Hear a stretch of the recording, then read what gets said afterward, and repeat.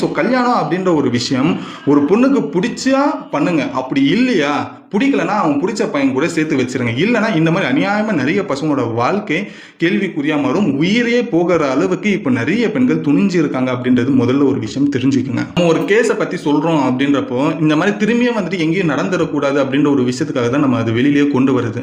But இந்த ஒரு கேஸை நம்ம சொன்னதுக்கு அப்புறமா இதுவே ஒரு இன்ஸ்பிரேஷனாக வச்சு அடுத்த ஒரு தப்பு நடக்குது அப்படின்றப்போ இது எப்பயுமே இந்த தப்பு அப்படின்றது கண்டினியூ ஆகுதுன்னா அப்போ இதுக்கு ஒரு எண்டே இல்லையா? இவங்கெல்லாம் பயம் அப்படின்றது இல்லையா? இல்லை இவங்க பயம் வர மாதிரி நம்ம வந்து தண்டனை கொடுக்கறது இல்லையா அப்படின்றது எனக்கு ஒரு டவுட்டாகவே இருக்கு.